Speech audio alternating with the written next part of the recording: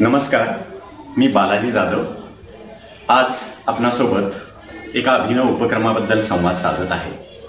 मुलेच शिकवतात मुलांनी। Peer learning म्हणजेच सहअध्यायी अध्ययन अध्यापन या पद्धतीबद्दल शाळेत राबवत असलेल्या अनेक प्रयोगापैकी मुलेच शिकवतात मुलांना हा प्रयोग आम्ही आमच्या शाळेतील तिसरी आणि चौथीच्या 30 विद्यार्थ्यांसाठी राबवायचा संकल्प केला। सुरुवातीला मुलांना त्यांना आवडणारे सोपे सोपे साधे साधे कुठल्याही विषयातील छोटे घटक घेऊन तुम्हीच तुमच्या मित्रांना वर्गात शिकवू शकाल का असं त्यांना प्रोत्साहित करून आम्ही मुलांनी शिकवावे यासाठी प्रोत्साहन दिले। पीयर लर्निंग मध्ये एखादा मुलगा 2-3 मुलांना शिकवतो, परंतु आम्ही आमच्या प्रयोगात एका विद्यार्थ्याने समोर येऊन हातामध्ये पुस्तक घेऊन किंवा पुस्तकाशिवाय प्रत्यक्ष बोर्डच्या माध्यमाने किंवा स्मार्ट बोर्डच्या माध्यमाने वर्गातील इतर मुलांना त्याला आवडणारा त्याला समजलेला घटक त्याने त्याच्या भाषेमध्ये व्यवस्थितपणे समजावून सांगावा, शिकवावा हा या उपक्रमाचा प्रमुख उद्देश होता। आणि मग सुरुवातीच्या कालावधीमध्ये साधारणतः 30-40% मुलांनी खूप छान प्रयत्न केला आणि मग आम्हाला आत्मविश्वास आला की आपले विद्यार्थी सुद्धा आत्मविश्वासाने मुलांनाच मुले शिकवू शकतात।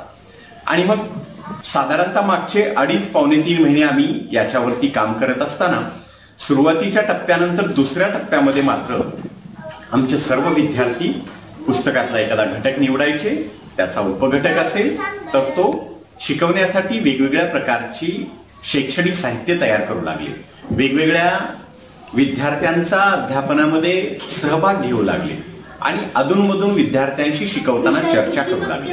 असं मनोरंजक शिक्षण मुलांना मिळायला लागलं आणि मुलांना मुलांकडूनच शिकायला मिळतंय, त्यामुळे मुलं मजेने शिकू लागले आणि मग सर्वच विषयातील सर्वच घटकांसाठी मुलं तयारी करायला लागली।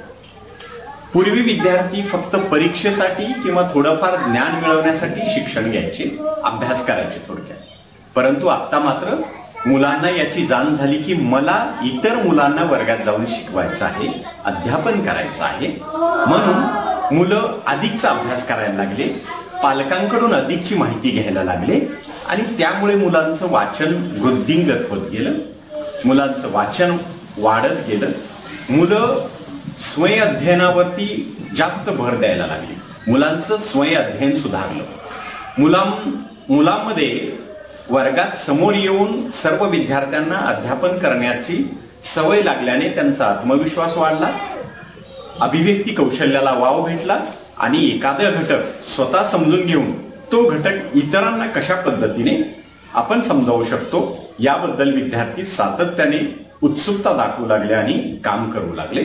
एकूणच अति सोपा छोटा सर्व शाळांमध्ये राबवता येईल असा हा उपक्रम आहे। यामध्ये विद्यार्थी आपल्या आवडणाऱ्या आपल्याला सोपा वाटणारा घटक निवडतात आणि त्याच्या माध्यमाने इतर मुलांना तो घटक समजावून देण्याचा प्रयत्न करतात। याच उपक्रमाला आम्ही मुलेच शिकवतात मुलांना हे नाव दिलं।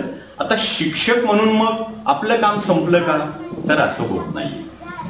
त्या घटकामध्ये राहिलेल्या बाबी, त्या घटकाबद्दल अधिकची माहिती किंवा एखादी चुकीची माहिती गेली असेल, न समजलेला भाग असेल, अशा बाबी मी शिक्षक म्हणून त्यानंतर विद्यार्थ्यांनी विचारलेल्या प्रश्नाच्या माध्यमातून विद्यार्थ्यांना सांगून तो घटक अधिक दृढीकरणासाठी आम्ही प्रयत्न करतो आणि आमच्या जिल्हा परिषद प्राथमिक शाळा विजयनगर पर्यंती तालुका मान जिल्हा सातारा या शाळेतील तिसरी आणि चौथीची साधारण 30 विद्यार्थी सध्या आपल्या वर्गातील इतर मुलांना शिकवण्यात तरबेज झाली आहेत। त्यांचं स्वयं अध्ययन वाढलेलं आहे, त्यांचा आत्मविश्वास वाढताना आम्हाला दिसतो आहे आणि त्यांची वाचनाची सवय वाढली, त्यामुळे मुलं आनंदाने आणि मजेने शिकत आहेत। तर असा एक अभिनव प्रयोग आहे। मी आशा करतो हा अभिनव प्रयोग आपणास आवडेल। सर शिकवायचे, आम्ही समजून घ्यायचे। आता मी पुस्तकातला पाठ वाचून मी माझ्या वर्गातल्या मुलांना शिकवते। आता